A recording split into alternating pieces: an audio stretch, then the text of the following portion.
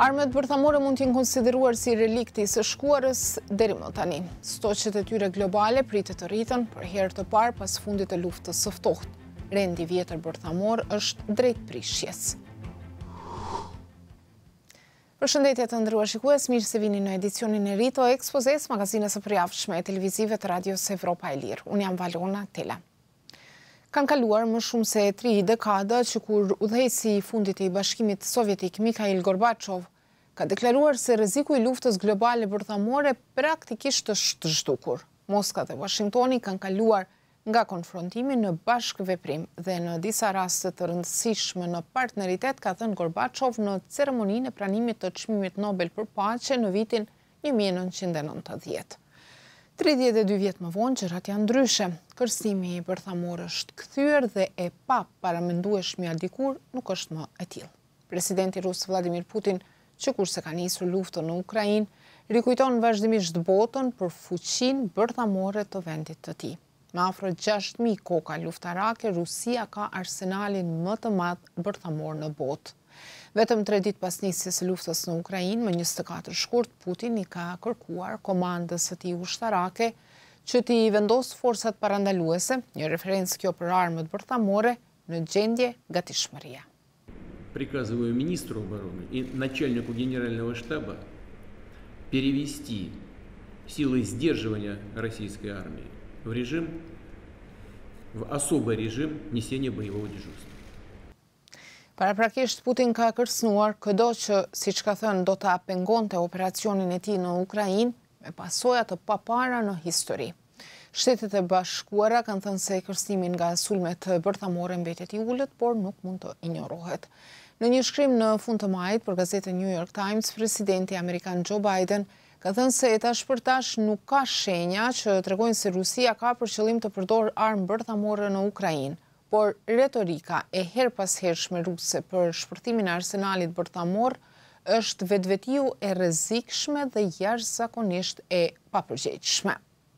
Kjo retorikë, sipas Institutit Ndërkombëtar për Kërkime të Paqes me seli në Stockholm, ka bërë që shumë shtete të tjera që posedojnë armë bërthamore të mendojnë për strategjitë e tyre. Sipas një raporti që ky institut ka publikuar më 13 qershor, 9 fuqit bërthamore në botë, Britania e Madhe, Kina, Franca, India, Izraeli, Korea Veriut, Pakistani, Shtetet e Bashkuara dhe Rusia, pritet të rrisin dhe modernizojnë arsenalin e tyre bërthamor.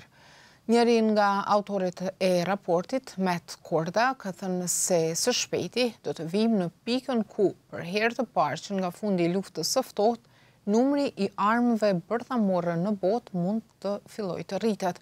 Ky është një lloj territori i rrezikshëm, ka thënë ai. Lufta e ftohtë ka qenë një periudhë tensioneve gjeopolitike midis Shteteve të Bashkuara dhe Bashkimit Sovjetik, e cila ka zgjatur përafërsisht nga fundi i luftës së dytë botërore deri në fillimin e viteve 90. Gara për supremaci në armatim bërthamor ka qenë simboli kësaj lufte, por gjatë dekadave pasuese palët kanë nënshkruar një sër marrëveshjesh për kontrollin e këtyre armëve dhe kanë asgjësuar disa. Deri në fund të shkurtit, gjithçka është dukur se funksionon. Që atëherë këndej, thënë me fjalët e shefit të OKB-s Antonio Guterres, perspektiva një konflikti bërthamor është e mundshme. Guterres ka thënë se vënia e forcave bërthamore ruse në gjendje gatishmërie është një zhvillim rrëqetës. The appeals for peace must be heard. This tragedy must stop. It's never too late for diplomacy and dialogue. Hera vetme kur armët bërthamore janë përdorur në një konflikt ka qenë në fund të luftës së dytë botërore. SBA ka hedhur 2 bomba në Japoni. A mund të bëhet Putin udhëheqësi i parë që thyen tabun dhe i përdor ato? Për Exposeu përgjigjet Monica Montgomery, analiste e kërkimeve në Qendrën për Kontrollin e Armëve dhe Mospërhapjes bërthamore me seli në Washington. The likelihood that Putin would use nuclear weapons remains low.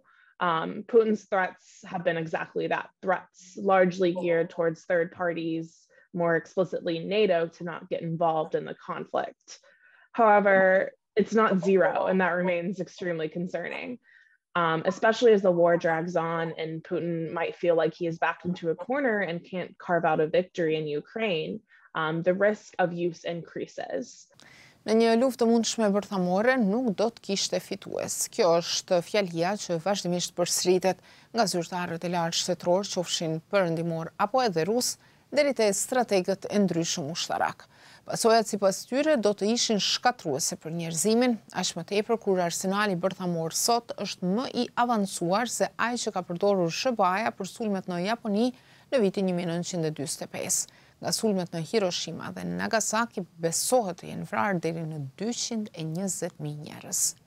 Stefan Herzog, studiues i kontrollit të armëve bërthamore në Qendrën për Studime të Sigurisë në Zyrich, thot për Exposeu se armët bërthamore kanë evoluar në mënyra të ndryshme.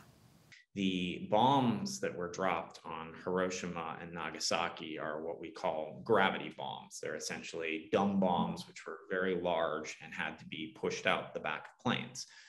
They were, so for example, the bomb dropped on Hiroshima called Little Boy was about 14 kilotons. So that's 14,000 metric tons of TNT, all being, simultaneously dropped at once. And I think that that is a terrifying thing, but some of the nuclear weapons that Russia has in its arsenal today, for example, are more than 50 times more powerful than that. Armët bërthamore sot janë edhe më të shpejta edhe më të sakta se ato të viteve 1940. Kjo nuk u jep shans sulmuesve të rimendohen apo të anulojnë sulmin, thot Herzog. But when you're dealing with something like ballistic missiles that could arrive in Europe from Russia in 20 minutes, maybe 22 minutes, 18 minutes, there's not enough time for recall. So the speed at which nuclear war can happen today and the level of destruction is much, much greater because there's just a greater diversity of different technologies. Pavarësisht rolit të SBA-s si ombrellë bërthamore, vendet evropiane nuk do të mund të parandalonin një sulm bërthamor me mjete ushtarake. Ombrella bazohet në supozimin se një kundërshtar nuk guxon të sulmojë vendet e NATO-s me armë bërthamore, sepse ai agresor duhet të presë pastaj kundër sulme.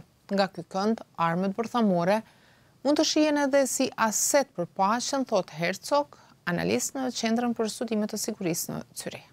All major NATO cities are less than 30 minutes away from being destroyed by Russian nuclear weapons and targeting.